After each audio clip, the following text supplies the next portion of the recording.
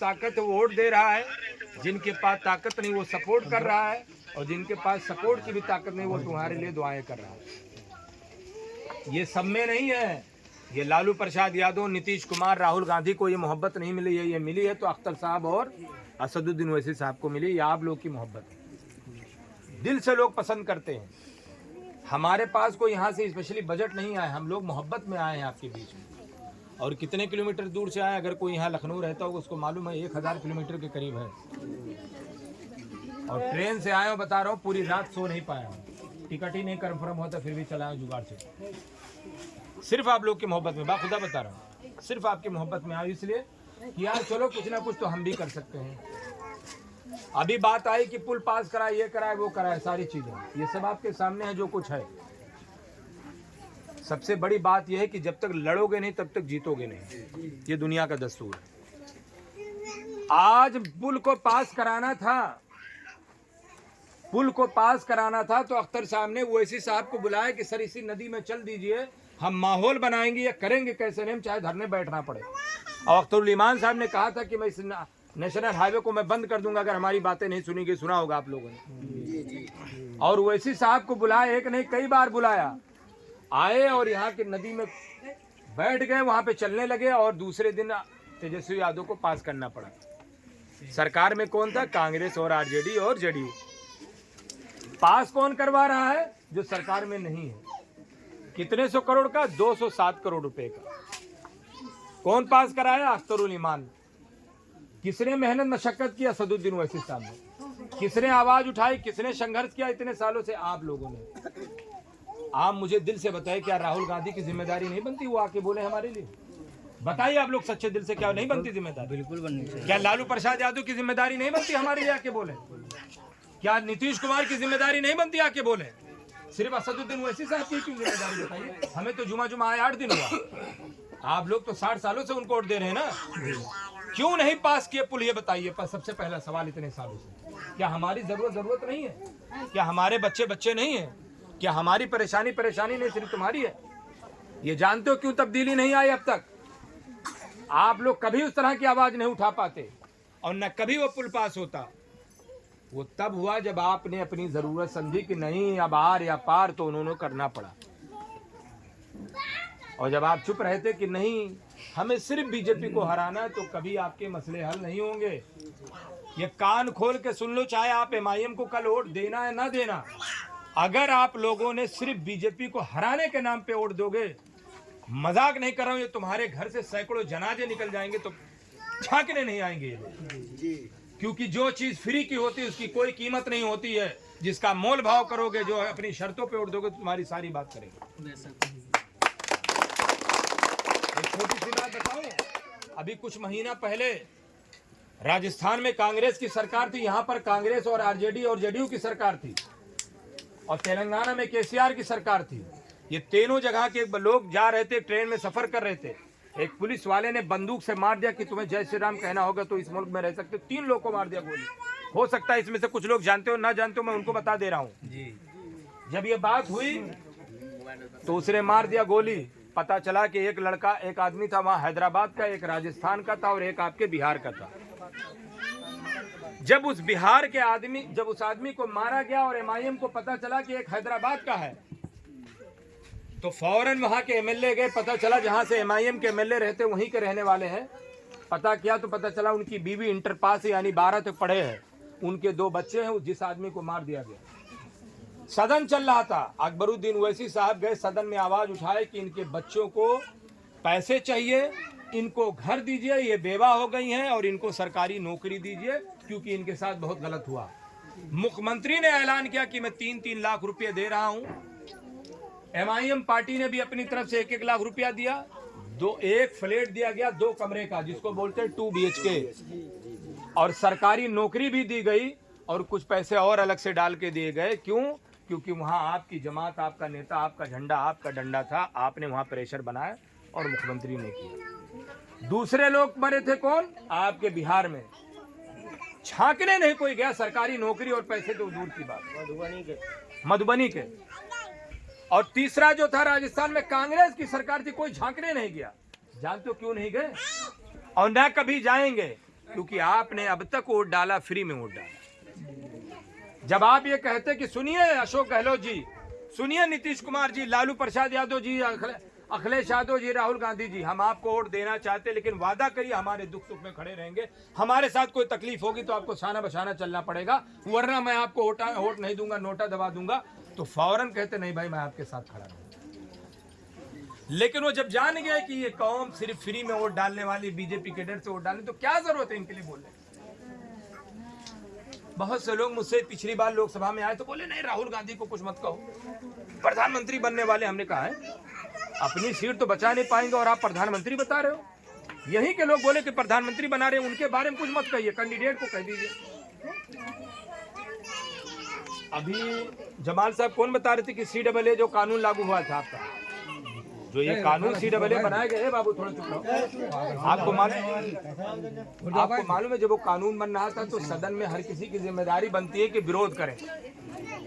आपको मालूम है राहुल गांधी जी कहा थे उस दिन, सदन में नहीं थे, झारखंड में चुनावी प्रचार कर रहे थे और मेरा नदन सदन में ऐसे बिल फाड़ रहा था और ये बता रहा था कि यह हिंदुस्तान को तोड़ने वाला कानून है और सबसे बड़ा मुखालफत अगर किसी ने किया था तो मेरे नेता ने किया।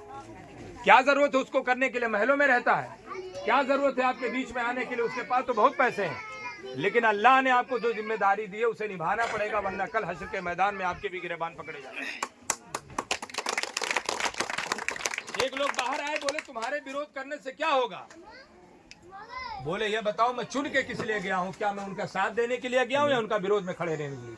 हेलो, उन्होंने, मेरे नेता ने एक मिसाल दिया कि एक चिड़िया थी, शायद आप लोगों ने भी जाना होगा, सुने होंगे कि एक चिड़िया थी, एक जगह पे आग लगी हुई थी तो चिड़िया अपने चोंच में पानी ले जाके और उस आग को बुझा रही थी।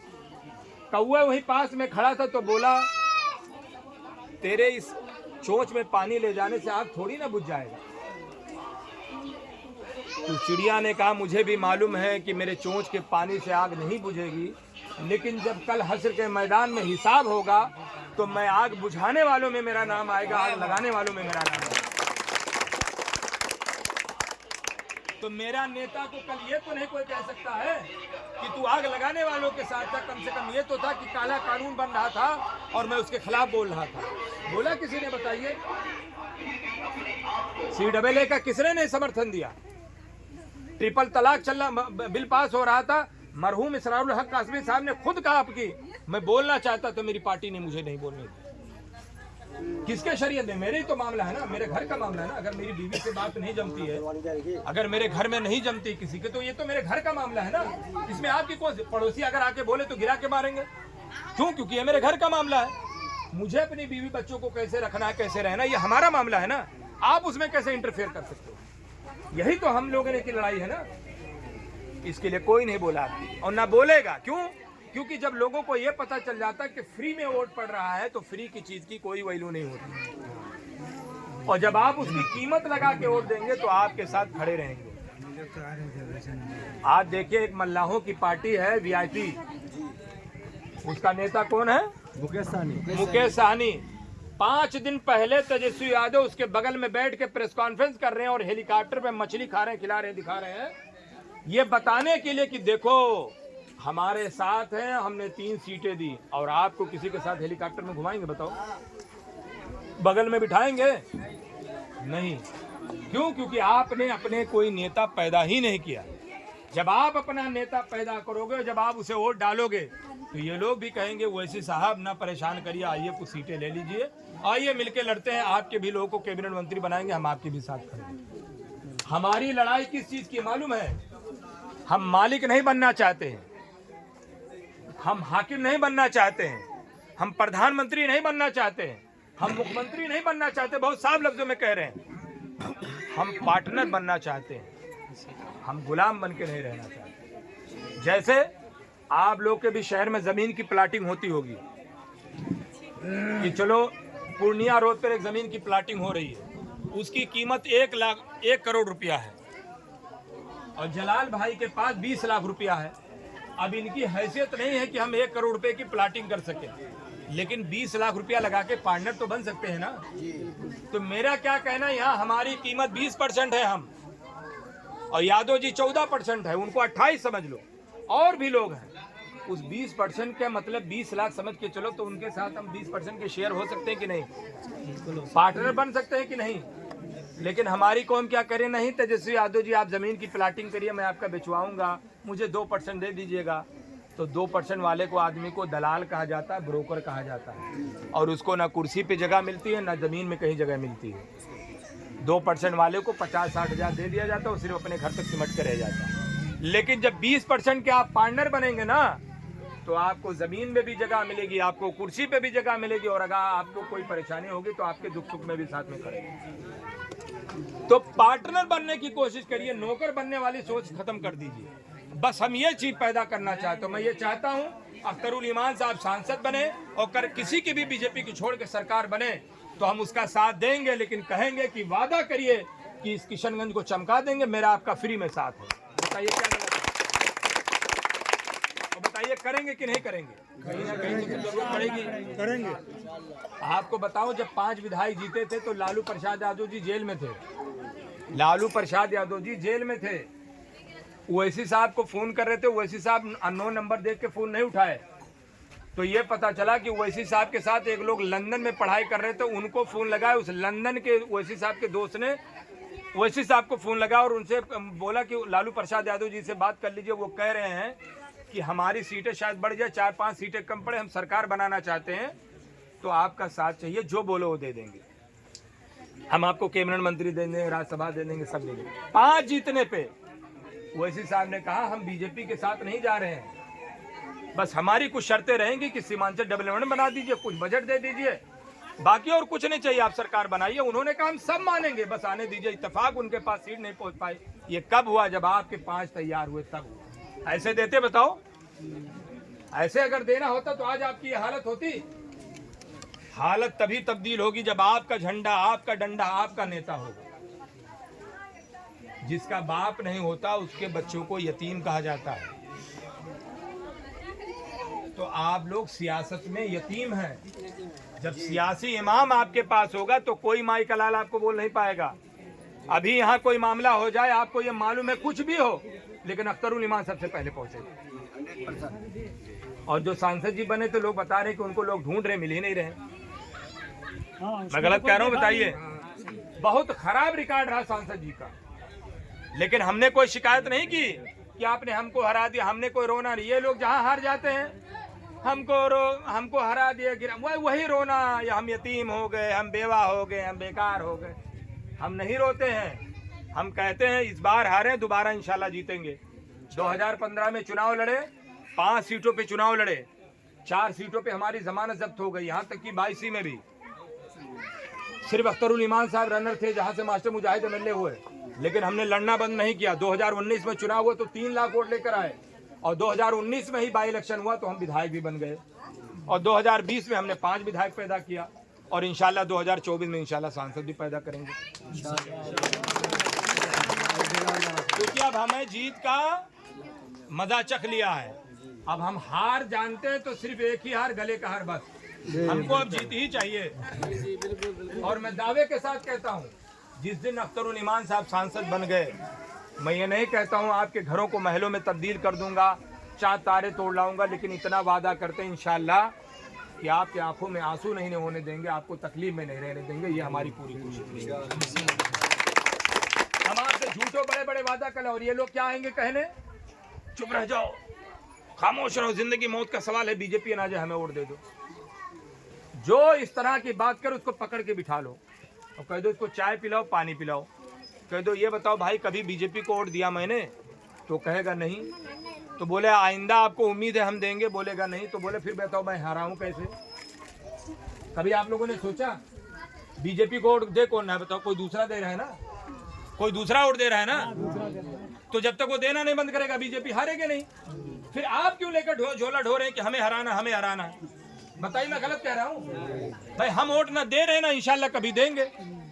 दे कोई दूसरा रहा, उससे कहने ही नहीं जा रहे हो। अरे तेजस्वी यादव जी, कभी अपने बिरादरी के लोगों से कहो क्यों बीजेपी को वोट दे रहे हो? वो पकड़ के बिठाए ना, मुकेश साहनी पकड़ के बिठाए ना, कांग्रेस वाले पकड़ के बिठाए ना, उन्हीं के लोग तो भाग के जा रहे हैं बीजेपी को वोट डालने। हम तो कभी ना बीजेपी को वोट दिया, ना इंशाल्लाह कभी देंगे, और ना हम कहते हैं बीजेपी को वोट दो। हम तो कह रहे हैं अपने आप को नेता बनाओ, खुद ताकतवर बनो। और आपको बता दूं हालात कैसे बदलते हैं।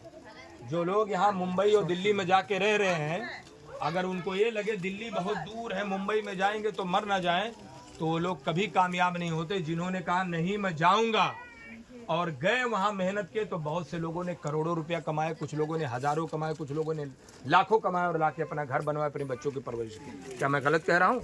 अगर वो ये सोचते कि हम वहां जाएंगे पता नहीं सफर में पूरा हो पाए, मर ना जाए, कामयाब ना हो, तो वो कभी कामयाब नहीं होता। लेकिन ठान लिया कि हमें कामयाब होना है, तो जो लोग गए वो कामयाब हुए। बस आप ठान लीजिए कि अख्तर साहब को जिताना है, तो इंशाल्लाह जिता देंगे। हम यहाँ कोई फालतू बात नहीं करने आए हैं कि डराने धमकाने